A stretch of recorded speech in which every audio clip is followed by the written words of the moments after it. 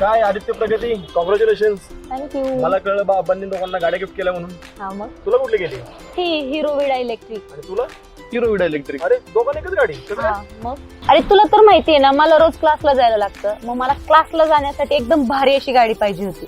मग ही घेऊन टाकली आणि त्यातल्या त्यात तिला ना रिव्हर्स गिअर पण आहे. त्यामुळे मला आता पार्किंग करायला पण खूप सोपं जातं. माझं ऑफिस घरापासून 10 किलोमीटर आहे आणि गाडीची रेंज 120 किलोमीटर आहे. एकदा चार्ज केली की आठवडाभर चालवतो मी.